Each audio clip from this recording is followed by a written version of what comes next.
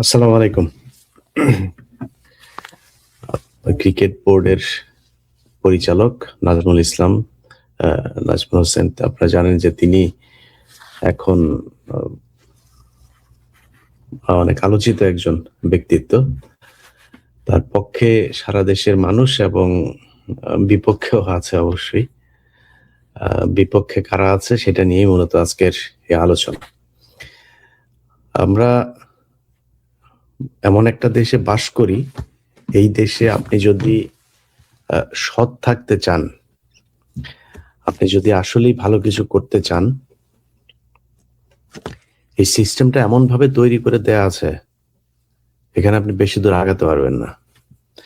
কারণ চোর বাটপাররা গত এই 54 বছরে সেই শেখ মুজিবের দখল করে দিয়ে যাওয়া, শেখ মুজিব যেটা গঠন করে দিয়ে গিয়েছিল সেখান থেকে শুরু করে এখন পর্যন্ত সেখান থেকে বাংলাদেশ বের হইতে পারে নাই। যখনই আপনি একজন ব্যবসায়ী নিয়ে কিছু বলতে যাবেন, সেখানে একজন সেনাবাহিনী ফোন দিবে, সেনাবাহিনীর কিছু বলতে যাবেন, তারপরে সরকার প্রধান ফোন দিবে। মানে এই সিন্ডিকেট এমন ভাবে জালের মতো বিছিয়ে আছে, এখান থেকে আপনি বের হতে পারবেন না। নাজমুল হোসেনের ক্ষেত্রে সেটাই হয়েছে। নাজমুল ইসলামের যে বিষয়টা আমরা আজকে আপনাদেরকে বলবো, সেটা হচ্ছে যে নাজমুল ভাই আসলে কেন, মানে উনি কি খালি এই যে কথা বলেছেন যেগুলো, এটা নিয়েই ওনার সমস্যা হচ্ছে, নাকি ওনার বিরুদ্ধে সমস্যা অনেক আগে থেকেই চলছিল? এই বিষয়টা আপনাদেরকে একটু জানা দরকার। কেন ওনার বিরুদ্ধে এত, বিভিন্ন মিডিয়াগুলো দেখবেন, বিশেষ করে 71 টিভি গত কয়দিন ধরে ব্যাপক তোলপাড়, কারণ ওনারে সরাইতে হবে। উনি যে কথা বলেছেন এইটারে নিয়ে ওনাকে যেইভাবে হোক, যেহেতু একটা সুযোগ পাওয়া গিয়েছে, ওনার সরাইতে হবে। কেন সরাইতে হবে? গেল বছরের এই 2025 সালের জুন জুলাইতে আপনারা জানেন যে পূর্বাঞ্চলে একটা স্টেডিয়াম হচ্ছে, সেটার ইয়ের জন্য, পিচের জন্য যে মাটির দরকার, এই মাটি, আমি আসলে এই খেলাধুলা নিয়ে খুব বেশি মানে এটা নিয়ে এটা আমার সেক্টরও না, এটা নিয়ে খুব বেশি কথাও বলি না, এটার ব্যাপারে অত খোঁজ খবরও রাখি না। তবে এইটা জানি যে এই খেলাধুলার এই ক্রীড়া জগতে এই মন্ত্রণালয়ে যে কি পরিমাণে দুর্নীতি, প্রতিটি শাখায় শাখায় দুর্নীতি, এবং এখানে কিছু সাংবাদিককে আপনার এরা মানে পোষ্য কুকুরের মতো নিয়ে নিয়েছে। এই পোষ্য কুকুর কিছু মানে এখানে ভালো অবশ্যই আছে অনেকে, সেই সংখ্যাটা কোন দিক বেশি কম সেটা নাই বললাম, কিন্তু এই পোষ্য কুকুরদেরকে নিয়ে এরা এমন ভাবে একটা সিন্ডিকেট তৈরি করেছে, এটার খবরও আপনি বাইরে থেকে জানবেন না। আমার অনেকবার অনেক দিক থেকে বলা হয়েছে যে ভাই এটা নিয়ে একটু কাজ করেন, এটা নিয়ে কাজ। ভাই মানে দেশের ভেতরে রাজনৈতিক এই বিভিন্ন সমস্যাই এত বেশি, এখানে আবার ফের এগুলি নিয়ে কাজ করবো সেই সুযোগ পাইনি। তো এইবারের পরিস্থিতিতে মনে হলো যে না, এটাতে একটু নজর দেওয়া দরকার, সেই কারণে কিছু খোঁজ খবর নিলাম। তো জুন জুলাইতে আপনার এইখানে এই পিচের জন্য মাটি আনার কথা। মাটি আনতে এই মাটিগুলো হচ্ছে প্রক্রিয়া করে তারপরে একটা বিশেষ জায়গা থেকে আনতে হয়, আঠালো জাতীয় মাটি আনতে হয়। তো এটা নর্মালি বগুড়া থেকে আনা হয়, গাজীপুরেরও বোধহয় দু এক জায়গায় আছে। তো এই মাটিটা ওইখান থেকে এটারে আবার প্রক্রিয়াজাত করে, না মানে একদম মাটি এনে এখানে ফেললেই হয় না, এটার কিছু প্রক্রিয়া আছে, সেই প্রক্রিয়াগুলো ফলো করে তারপরে এনে পিচে দিতে হয়। এখন সেই মাটি টেন্ডার হয়েছে, সেই মাটি আনার মানে বোর্ডের যেই নিয়ম, সেই নিয়ম টিয়ম সবকিছুই মানা হয়েছে। নিয়ম অনুযায়ী 20,000 সিএফটি মাটি আনার কথা। তো সেই 20,000 সিএফটি মাটি আনার কথা, সেই মাটি আনা হয়েছে হলো মাত্র 7,000 বা 8,000 সিএফটি। তো এই 7,000 বা 8,000 সিএফটি মাটি আনার পরে এখন বাকি মাটি গেল কই? সেটা তো একটা মানে প্রশ্নের ব্যাপার, এটা তো জবাব দিতে হবে। তো সেই জবাব দিতে গিয়ে এটা নিয়ে একটা বোর্ড গঠন হইলো, তদন্ত কমিটি গঠন হইলো। সেই তদন্ত কমিটির প্রধান হচ্ছে আমাদের এই আজকের যেই আলোচিত নাজমুল ভাই। এই নাজমুল ভাই হচ্ছে সেটার প্রধান ছিলেন। তো নাজমুল ভাই আবার ক্রিকেট অপারেশনস কমিটিরও, এটারও আপনার উনি ফাইন্যান্স দেখেন। মানে খুবই সৎ মানুষ, যে কারণে ওনাকে মানে ফাইন্যান্স তো মানে খুব সৎ না হইলে তো বা খুব দক্ষ না হইলে কাউকে দেয়া হয় না। তো এটা নানান চেষ্টা চলেছে ওনাকে না দেওয়ার জন্য, কিন্তু সবশেষে তাকে দেওয়া হয়েছে। তো তিনি এটাতে যাওয়ার পরে অনেকের খুব কষ্ট হয়েছে। কারণ হইলো এই লোক যদি এখানে থাকে তাহলে অনেক আকাম-কুকাম করা যাবে না। উনারে সরানোর জন্য শুরু থেকেই একটা পক্ষ করেছিল। আচ্ছা, এখন এটার মধ্যে সবচাইতে বেশি কলকাঠি নেড়েছেন আ বিএনপি পন্থী একজন আ একজন আ সাবেক, সাবেক কি বলবো? বেশি স্পেসিফাই করলে আবার চিনা ফেলবেন। আমি ওটা বলতে চাই না। সাবেক একজন তরুণ একজন আ খেলোয়াড়। কি খেলোয়াড় সেটাও বললাম না।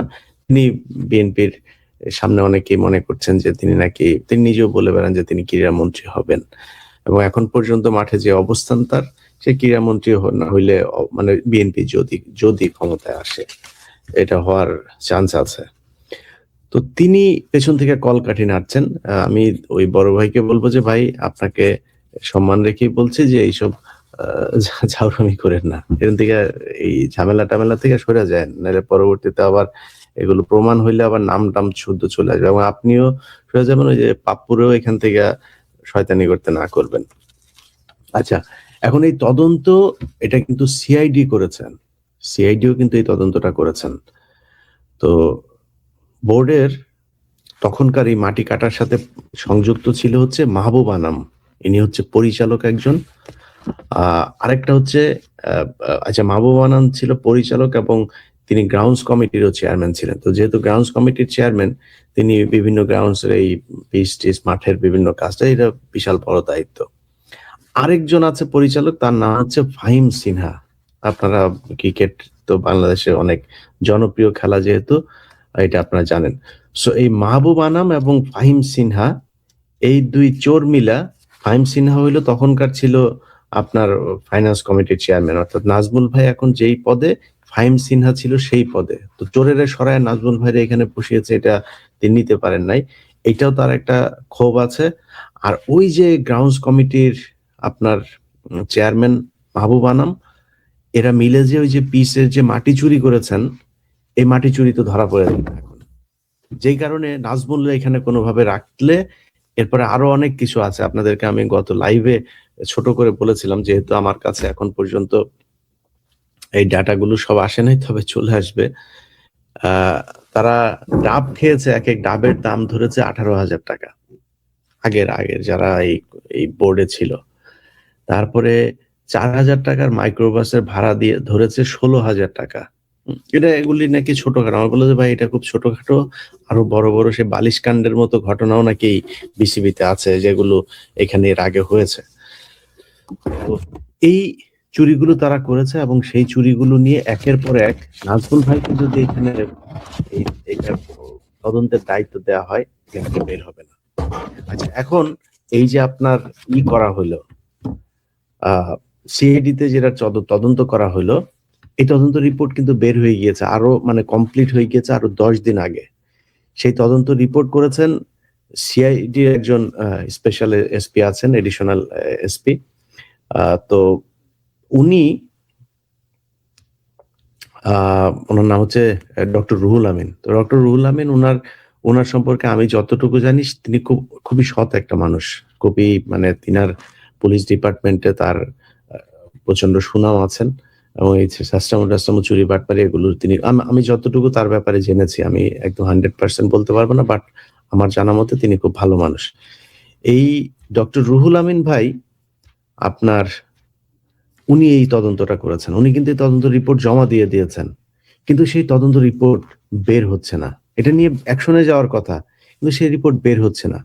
অর্থাৎ হইতে পারে সিআইডির উপর লেভেল অথবা সরকারের উপর লেভেল। আবার ওই যে একটু আগে বললাম না যে বিএনপির একজন ক্রীড়ামন্ত্রী হবেন। তিনি নাকি ব্যাপক থ্রেট করছেন যে তোদের দেখে নেব, এই করলে কি বলে, ওই যে এ নির্বাচন হইলেই নাকি সে সবকটারে পিছনে নাকি দিয়ে তারপরে বার করে দিবে। এরকম কথাবার্তাও প্রকাশ্যেই তারা বলে বেড়াচ্ছেন। তো নাজমুল হোসেন ভাই এখন ওই কমিটিটা যেহেতু তিনি কনভেনার ছিলেন, তিনি এটার মূল ওনাদের দৃষ্টিতে আর কি ইনার মূল হোতা হচ্ছেন কি নাজমুল হোসেন ভাই। আর সিআইডির ডক্টর রুহুল আমিন ভাই উনিও এটার করে দিয়েছেন, তো উনিও হয়তো একটা বিরাট ভাজন হইতে পারে ভবিষ্যতে। এখন প্রশ্ন হলো যে বোর্ডের এই মুহূর্তে যিনি চেয়ারম্যান প্রেসিডেন্ট আছেন আমিনুল ইসলাম বুলবুল ভাই, বোর্ডের ভাইস প্রেসিডেন্ট আছেন সাখাওয়াত ভাই, পরিচালক আছেন আসিফ ভাই সহ আরো যারা আছেন, ভাই আপনাদের একটু সাহস দেখাইতে হবে তো। আপনাদেরকে যদি নাকি মানে মিডিয়া আছে, তো আপনাদের নিজের একটা ফেসবুক পেজ আছে, আপনারা সেখানে ঘোষণা দিয়ে বলে দেন যে কি হয়েছে, মানুষ জানুক অন্তত। না পদে মানে এইসব অন্যায় অনিয়ম এগুলোকে ধরে রেখে পদে থাকার চাইতে আমি মনে করি বাংলাদেশের মানুষকে এটা জানানো উচিত যে বোর্ডে কি হচ্ছে, কার চাপে আপনারা কাজ করতে পারছেন না। মাটি চুরি হয়েছে, আরে ভাই সেখানে তারা বলেছে এই মাটি নাকি তারা ঠিকই এনেছে, এই আপনার 20 CFT এনেছে তারা, কিন্তু এই মাটি নাকি রাতের বেলা চুরি করে নিয়ে গিয়েছেন। এখন ওইটা একটা মানে সিকিউরড এরিয়া, ওই সিকিউরড এরিয়াতে 24 ঘন্টা সিকিউরিটি থাকে, ওইখানে সিসি ক্যামেরার ফুটেজ আছে। তাদেরকে বলা হয়েছে যে সিসি ক্যামেরার ফুটেজ দেন আপনারা, যদি চুরির যদি প্রমাণ থাকে তাহলে দেন। তারা সেই ক্যামেরা চেক করেছে, চেক করে সেখানে এই ধরনের কোনো চুরির ঘটনা দেখেন নাই। অর্থাৎ সে মাটিগুলো আনাই হয়েছে, আবার মাটিগুলো আমি কথা বলে আবার জানলাম যে মাটিগুলো রাখা হয়েছে কিভাবে জানেন, মানে এই মাটিগুলো এক জায়গায় রাখার কথা, মাটি এইখানে একটু ওইখানে একটু নানান ভাবে ছড়িয়ে ছিটিয়ে এমন ভাবে রাখা হয়েছে যাতে এটা ঠিক মতো কাউন্টও করতে না পারে। তো তারা তো সেটা করেছে, সব শেষে দেখেছে যে এখানে চুরি হয়েছে। সেই মাটি চুরি হওয়া, মাটি মানে কোনো কিছু সেখানে প্রমাণ করতে পারেনি। তো এটার মানে হচ্ছে তারা মাটি আনেই নাই। বোর্ডের যে তদন্ত, সিআইডি যে তদন্ত, সেই তদন্ত অনুযায়ী এখানে সর্বোচ্চ 7 থেকে 8 CFT মাটি আনা হয়েছে, আর বাকি মাটি আনাই হয়নি। আবার সেই মাটি আনার কথা বলা হয়েছে বগুড়া থেকে, সেই মাটি নাকি এনেছে হচ্ছে সাভার বা মানিকগঞ্জের দিক থেকে। মানে ভাই পদে পদে দুর্নীতি একদম চারিদিক থেকে পুরো দেশের সবখানে ছড়িয়ে গিয়েছে। তো এখন ধরেন এই যে এটা হয়েছে, এটার পরে তো মানে এটার একটা সলিউশন তো ছিল, তাই না? যদি নাকি বোর্ডের পর এই রিপোর্টার ভিত্তিতে যদি নাকি আপনারা ব্যবস্থা নিতেন, কারা কারা এটার সাথে জড়িত, ব্যবস্থা নিলে তো এই এতদিনে এই চোরগুলো তো জেলে যাওয়ার কথা। এই যে আমি গত 2 দিন আগে সুজনের যে নথিটা দেখিয়েছে, যে সুজন যে চুরিটা করেছে প্রায় 2.5 কোটি টাকার উপরে, 2.5 কোটি টাকা চুরি করলো, তার বিরুদ্ধে ব্যবস্থা নিবেন না? এই নাজমুল হোসেন ভাই যদি মনে করেন আজকে তাকে তার সব দায়িত্ব থেকে অব্যাহতি দেওয়া হয়েছে, কালকে মনে করেন তাকে পরিচালক থেকেও আপনি বাদ দিয়ে দিলেন, কি হয়েছে? সারা জীবন এই দেশের মানুষ মানে কয়জন বিসিবি ডিরেক্টরকে মানুষ মনে রেখেছে? খুব পরিচিত ক্রিকেটারের বাইরে আমার তো মনে হয় না যে গত আগের টার্মের বোর্ডের কে ডিরেক্টর ছিল, কে কি ছিল, কেউ কারো মনে নেই। একমাত্র প্রেসিডেন্ট ছাড়া কারোর মনে রাখে না। নাজমুল ভাইরে মনে রাখবে সারা জীবন। বিসিবির ডিরেক্টরের নাম শুনলেই মানুষ মনে রাখবে যে নাজমুল হোসেন নামে একজন ছিল। তো সে কি বলেছে, সে তার সমস্যা হয়েছে যে আপনার, যাক আমি এটা শেষ করে নেই যে আপনাদের বোর্ডের প্রেসিডেন্ট এবং ডিরেক্টর যারা আছেন, আপনাদের কাছে অনুরোধ থাকবে এই ভিত্তিতে আপনার কমিশনের এবং সিআইডির যেই তদন্ত রিপোর্ট, এই রিপোর্টের ভিত্তিতে ব্যবস্থা নেবেন। অন্তত এই রিপোর্টে কি এসেছে সেটা আপনারা সংবাদ সম্মেলন করে জানাবেন। এটা বুলবুল ভাই সহ যারা আছেন আপনাদের কাছে বাংলাদেশের মানুষের অনুরোধ থাকবে। এই দেশের মানুষ চোরদেরকে চিনতে চায়, ওদের ছেলে মেয়েদেরকে দেখলে, এই যে মাহফুজ আনাম, এই যে ফাহিম সিনহা, এগুলো ছেলে মেয়েরা যেখানে দেখবেন নিশ্চয়ই যে পড়াশোনা করে, স্কলাস্টিকায় পড়ে, দেশের বাইরে যায় পড়ে। সো এই স্কলাস্টিকাতে যারা এই করে, যাদের ওদের বন্ধু বান্ধবী আছে না, তারপরে ওদের এই যে বন্ধুদের মাটা মানে মায়ের বান্ধবী টান্ধবী আছে, এগুলো জানতেন এই যে এটা চোরের ছেলে, মাটি চোরের ছেলে। মাহফুজ আনাম মাটি চোর, ফাহিম সিনহা মাটি চোর, মাটি চোরের ছেলে, এগুলি মাটি চোরের মেয়ে, চোরের বাচ্চারা, এরা এই চোরেদেরকে বাংলাদেশের মানুষ দেখতে চায়। তো এখন নাজমুল ভাইয়ের বিষয়টা দিয়ে তারপরে আজকে শেষ করব। দেখেন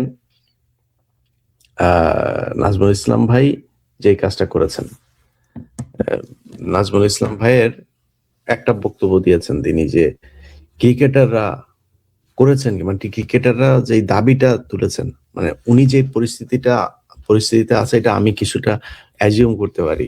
কারণ যখন আপনারা নিয়ে মানে একাধিক গ্রুপ যখন আপনারা নিয়ে উল্টা পাল্টা বলতে থাকবে না, তখন মাথায় কাজ করে না, তখন কথাবার্তা কিন্তু অসংলগ্ন হয়ে যায়।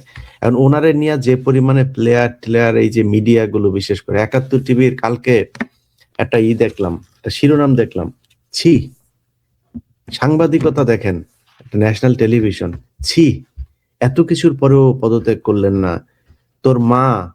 তোদের মা শেখ হাসিনা যে এই যে 15 বছর ছিল, কোনদিন এরকম একটা শিরোনাম করতে পারছিস?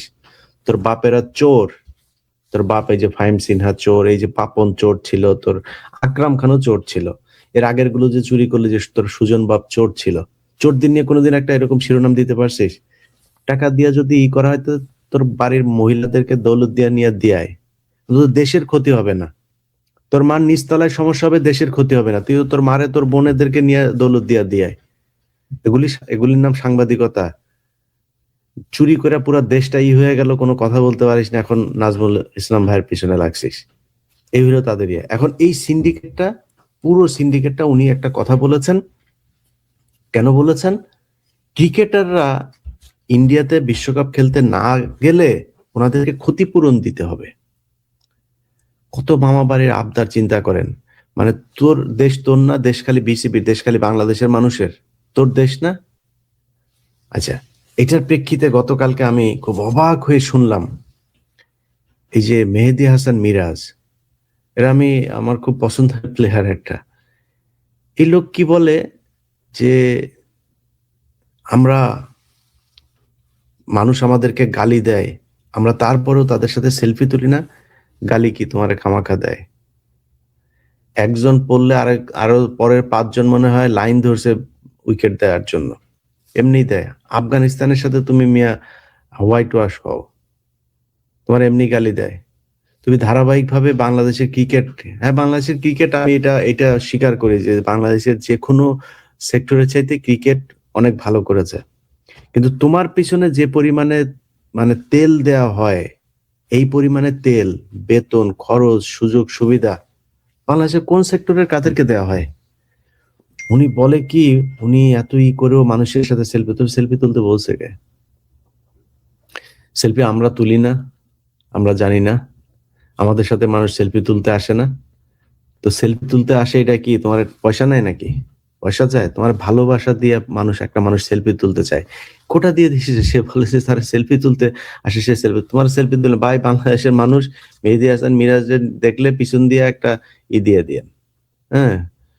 তো ওর সাথে সেলফি তুলতে যায় না। আরেকটা কথা বলেছেন, উনি বাংলাদেশ সরকারকে ট্যাক্স দেন, সরকার ওনারে দেয় না কিছু। মানে বাংলাদেশের, যে আমরা বলেছি না যে বাংলাদেশের মানুষের ট্যাক্সের টাকায় চলেন, ওনার জবাব দিয়েছেন উনি নাকি বাংলাদেশকে উল্টো ট্যাক্স দেয়। উনি টাকা পান হলো আইসিসি, আর এই আইসিসি থেকে টাকা পান, বাংলাদেশ সরকারকে উনি দেয়, আর স্পন্সর থেকে টাকা পান, আর উনি বাংলাদেশ সরকারকে ট্যাক্স দেন। মেহেদী হাসান মিরাজ, তোর বাড়ি তো বরিশালে না? বরিশালের লঞ্চের পন্দে দৌড়িয়ে চলে আইসো, এই ইয়েতে সদরঘাটে নামে গেছো, নামে ওখান থেকে খেলা শুরু করছো না? ওখান থেকেই প্লেনে করে তারপর ইন্টারন্যাশনাল ম্যাচ খেলা শুরু করছো। একটা প্লেয়ারকে তৈরি করতে এই দেশের মানুষের হাজার হাজার কোটি টাকার ট্যাক্সের টাকা তারপরে এখানে বিনিয়োগ করতে হয়। এই যে সারা বাংলাদেশের থেকে প্লেয়ার তুলে নিয়ে আসা, সারা বাংলাদেশে জেলায় জেলায় স্টেডিয়াম গুলো করা, বিকেএসপির খরচ, এই যে মিরপুরের তোমার বাপ করছে এটা ভাই, এটা তোমার বাপ করে দিছে। তুমি লঞ্চের ইয়েতে করে পিছনে করে মাঠ নিয়ে এসে এখানে বসাইছো। তুমি খালি থাপ করে একটা প্লেয়ার হয়ে গেছো, আর তোমার এই প্লেয়ার বানাইতে এই দেশের সরকার, এই দেশের জনগণের কি পরিমাণে টাকা, এই ক্রীড়া মন্ত্রণালয়ের কি পরিমাণে টাকা খরচ, এটা তোমার মাথায় নাই? তুমি খালি স্পন্সর আর আইসিসি, তোমার বাপ লাগে, তোমার টাকা দেয় খামাখাই। আইসিসি এমনি তোমার টাকা দিয়ে দেয়, তোমার এমনি প্লেয়ার বানাই দিলে, এমনি আইসিসি তোমার বরিশাল থেকে ধরে নিয়ে গেছে খেলা করতে, তোমার এই প্লেয়ার বানানোর জন্য। এই দেশের সরকারের, এই দেশের মানুষের টাকা পয়সার এই যে এই সরকারের বিশাল একটা ইনফ্রাস্ট্রাকচার যে এখানে দাঁড় করানো হয়েছে কয়েক যুগ ধরে, গায়ে লাগে না এটা? হুট করে এসে হয়ে গেল তুমি মিরাজ হোসেন আর তোমার প্লেয়ার হয়ে গেলা, যা স্পন্সরদের কাছ থেকে টাকা নিয়ে আসলা, এত সোজা? নির্লজ্জের মতো সে কালকে এই কথাগুলি বলল। আমি অবাক হয়ে আছি যে এই ছেলে বলে কি। তার সাথে সেলফি তুলে, সে সেলফি তুলে বিশাল বাংলাদেশে মানুষের উদ্ধার করে দিচ্ছে। আর বেটা সেলফি একটা মানুষের সাথে যার সাথে তুলতে আসে, এটা আমার ভাগ্য, এটা আমার কপাল। আমার কাছে মানুষ আসে সেলফি তুলতে, আল্লাহর কাছে শুকরিয়া কর বেটা, তোর মানুষ সম্মান করে। এটা পৃথিবী দিয়ে এটা কিনা পাওয়া যায় না। তার কাছে ই করতে আসে, মানে বিশাল আকারে উদ্ধার করে ফেলছে এই দেশের মানুষকে। আমার সাথে সেলফি, আমরা তো সেলফি তুলি তাদের সাথে। ওরা দেখলের পর থেকে আপনার জুতাটা খুইলা জুতা দিয়ে সেলফি তোলাবেন ওর সাথে। জুতা নিয়ে ধরবেন ওর গালের মধ্যে, এরপরে সেলফি তুলবেন, নিয়ে আমার জুতার সাথে সেলফি তোল। সেলফি তুলতে আসে, তাই এর সমস্যা। মাঠে এরপরে ওরা খেলতে যাবে, পারফরমেন্স খারাপ করলে ওই স্টেডিয়ামের আপনার যখন ওই যে ইয়ের ভিতরে ঢুকে না, ওদের ড্রেসিং রুমে যখন ঢুকতে যায় ব্যাট ট্যাট নিয়ে, সবাই সালাম দিবেন, এগুলিরে সবাই মিলে সালাম দিবেন। পারো না ছিটতে খেলার সময় এসে এখানে এসে বড় বড়, এই যে মিঠুন নামে এক ছেলে, সে সংবাদ সম্মেলন করলো। এরা আমি গত 2 দিনে টেলিভিশনে যতবার দেখেছি, ততক্ষণ আমি তারা কোনোদিন বাংলাদেশের কোনো খেলার ক্রিকেট ম্যাচের মধ্যে তারা আমি দেখি নাই। মানে এই এত লম্বা সময় সে কোনদিন ব্যাট করেছে কিনা এটা সন্দেহ আছে আন্তর্জাতিক কোনো ম্যাচে।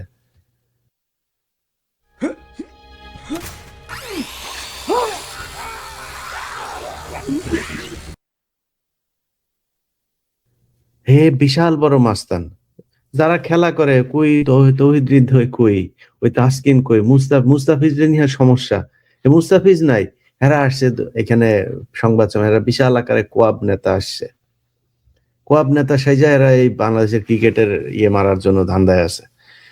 যাই হোক ভাই, নাজমুল ইসলাম ভাই, আশা করি আপনাকে আপনার দায়িত্ব আবার নেক্সট যে বোর্ড মিটিং আছে সম্ভবত 22 তারিখে বা 24 তারিখে, সেখানে আপনাকে আবার সবকিছু বুঝিয়ে দেওয়া হবে এবং বোর্ডের কাছেও আমাদের অনুরোধ থাকবে যেন তার সব দায়িত্ব যেন বুঝিয়ে দেওয়া হয়। কারণ এই মানুষটার বাংলাদেশ ক্রিকেটের উন্নয়নের জন্য দরকার আছে, এবং এই হাসিনার 15 বছরে কি কি দুর্নীতি হয়েছে সেই দুর্নীতিগুলোর দায়িত্ব, তদন্তের দায়িত্ব নাজমুল ইসলাম ভাইকে দেওয়া হোক। তিনি যদি দায়িত্বগুলো পান, তাহলে আমার মনে হয় তিনি একাই না, এবং বোর্ডের যারা আছেন আপনারা ভাই, এই যে আমিনুল ইসলাম বুলবুল ভাই, সাখাওয়াত ভাই, আসিফ ভাই, আপনারা যারা আছেন ভাই, আপনাদের সবাই মানে নিজের গা বাঁচায় চললে হবে না ভাই, আপনাদেরকেও ওনার পাশে থাকতে হবে, আপনাদেরকেও এই দায়িত্ব নিতে হবে। আপনারা সম্মিলিতভাবে একটা টিম ওয়ার্ক করে তারপরে এই দলটাকে বাঁচাবেন। এবং এই যে চোর, যারা মাটি চোর সহ ডাব চোর, মাইক্রোবাসের ভাড়া চোর, এই চোরেদেরকে চা কফির বিল তোলে নাকি তারা 60 লাখ 70 লাখ টাকা। ভয়ঙ্কর ব্যাপার। এগুলো বাংলাদেশের মানুষ জানতে চায়, এগুলো আমাদের টাকা। এই হিসাব জানার অধিকার বাংলাদেশের মানুষের আছে। অতএব আপনারা আশা করি জানাই দিবেন, না জানাই দিলেও আমাদের কাছে চলে আসবে এমনে সেমনে। তো আমরা বাংলাদেশের মানুষকে এটার ব্যাপারে জানাবো। নাজমুল ভাই, আপনার সাথে বাংলাদেশের মানুষ আছে, কষ্ট পাওয়ার কিছু নাই ভাই। আপনি চুরি করেন নাই, সততার সাথে কাজ করেছেন। আপনার কথায় ভুল থাকতে পারে, একটা কথা কিভাবে কোন সময় বলা উচিত ছিল সেটা ভুল হইতে পারে, কিন্তু কথা যেটা বলেছেন সেটা সঠিক বলেছেন। যে এই প্লেয়াররা বলবে যে ওই যে মিডিয়া দেখেন একটা বক্তব্য, মানে ওর আধা ঘন্টার বক্তব্যের মধ্যে আধা মিনিটের বক্তব্য তারা দিয়া প্রচার করছে। উনি কি বলেছেন যে প্লেয়াররা কি করতে পেরেছে, প্লেয়াররা কি আমাদের এই পর্যন্ত কিছু দিতে পেরেছে যে তাদেরকে আমরা তাদের পেছনে খরচ করি? আরে ভাই, এই কথার প্রেক্ষিত কি, মানে এটা কোন ভিত্তিতে, কি কারণে বললো? প্লেয়াররা এখন ইন্ডিয়াতে যাবে, তারা ইন্ডিয়াতে খেলতে না যেতে পারলে তাদেরকে ওই টাকা দিতে হবে, এটা চেয়েছে প্লেয়াররা। সেটা প্রেক্ষিতে তিনি এইসব কথা বলেন, সব কাটছাট করে। এই যে দৌলতদিয়া ঘাটে পয়দা নেওয়া যে সাংবাদিক গুলো আছে, এই সাংবাদিক গুলা তারা নিয়ে, মানে কয়েকটা সাংবাদিক খুবই আপনার ইয়ে। তো 71 টিভিতে বললো ভালো হয়ে যান ভাই, জীবনে এই যে অফিস টফিস দেখছেন না, জয় বাংলা করে দিছিল। সো এগুলো এমনি করে নাই, এগুলো কিন্তু মানুষের এই যে ক্ষোভের বহিঃপ্রকাশ।